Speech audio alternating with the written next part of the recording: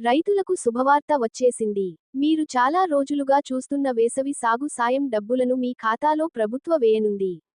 అంతకు ముందు ప్రభుత్వం చేసిన ఈ మార్పులను తెలుసుకోండి. రాష్ట్రంలోని లక్షలాది మంది రైతులు సంతోషపడే వార్త వచ్చేసింది. ఉగాది పండగ నాడు మంచి తీపి కబురు చెప్పింది ప్రభుత్వం. పంట సాయం కోసం మీకు ప్రభుత్వం నేరుగా మీ ఖాతాలో నగదు వేసేందుకు సిద్ధం అయింది. అయితే గతంలో అనుసరించిన విధానం కాకుండా కొత్త పద్ధతిలో నిధులను విడుదల చేస్తుంది. అలాగే మరికొంత మంది పేర్లను జత చేసింది. అయితే ప్రభుత్వం ముందుగానే గుర్తించిన కొందరికి రైతు భరోసా రాదని తెలుస్తుంది. పూర్తి వివరాలు ఇలా ఉన్నాయి. ఇకపై మొదటి విడతలోనే అందరికీ లబ్ధి చేకూరేలా చర్యలు తీసుకుంటోంది ప్రభుత్వం. ప్రతి రైతుకు ఉన్న మొత్తం భూమిని పరిగణనలోకి తీసుకోకుండా తొలి ఎకరానికి సంబంధించిన సాయం అందరికీ ఒకేసారి జమ చేయనుంది. ప్రతి ఎకరానికి 6,000 రూపాయలు చొప్పున సాయం అందించనున్న నేపథ్యంలో మొదటి విడతలో కనీసం ఒక్క ఎకరానికి అయినా డబ్బు జమ కావడంతో అన్ని వర్గాల రైతులకు తక్షణ ఉపశమనం కలగనుంది. మిగిలిన భూమి విస్తీర్ణానికి సంబంధించిన సాయం తర్వాతి విడతల్లో జమ చేయబడుతుంది. ఈ నెల 22వ తేదీన ప్రారంభమయ్యే ఈ ప్రక్రియలో మొదటి విడతగా సుమారు 70 లక్షల మంది రైతుల ఖాతాల్లో నిధులు జమ చేయాలని ప్రభుత్వం లక్ష్యంగా పెట్టుకుంది. దీనికోసం వేల కోట్ల రూపాయలు ఖర్చు చేయనున్నారు.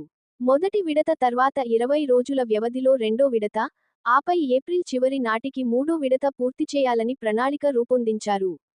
ఈసారి మొత్తం ప్రక్రియను 3 విడతల్లోనే పూర్తి చేయాలని నిర్ణయించడం గమనార్హం.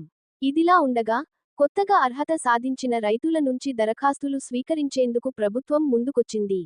ఇటీవల పట్టాదారు పాస్ పుస్తకాలు పొందిన వారు, ఇప్పటివరకు పథకం ప్రయోజనం పొందని వారు దరఖాస్తు చేసుకోవాలని సూచించింది.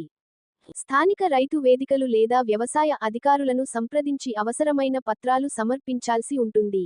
ఆధార్, బ్యాంక్ ఖాతా వివరాలు, పట్టాదారు పుస్తకం వంటి పత్రాలు తప్పనిసరి.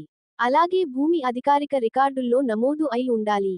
అయితే భూమి ఉండి పట్టా కాని రైతులకు ఈసారి కూడా ప్రభుత్వం రైతు భరోసా ఇవ్వడం లేదు.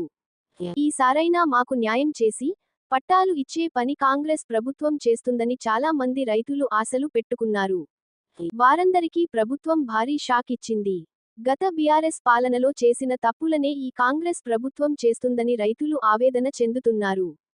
రాష్ట్రంలో భూమి ఉండి సాగు చేస్తున్న వేలాది మంది రైతులకు రైతు భరోసా రావడం లేదు. కారణం, గత పాలకుల నిర్లక్ష్యం, అధికారుల తప్పిదాలు, నిరక్షరాస్యత వంటి వాటితో ఎన్నో తప్పిదాలు జరిగాయి. చాలా చోట్ల కుటుంబ సభ్యులు, తెలిసిన వారు అమాయక రైతులను మోసం చేసి భూమి పట్టాలు చేసుకున్నారు. అయితే ఈ ప్రభుత్వ తీసుకువచ్చిన ధరణి ద్వారా ఆ రైతులకు లాభం జరుగుతుంది ఇన్నాళ్లు వారంతా భావించారు. కానీ పరిస్థితి మళ్లీ మెదటికి వచ్చింది. ఒక్కసారి గ్రామంలోకి వెళ్లి సర్వే చేస్తే ఈ విషయానికి స్పష్టంగా అర్థం అవుతుంది.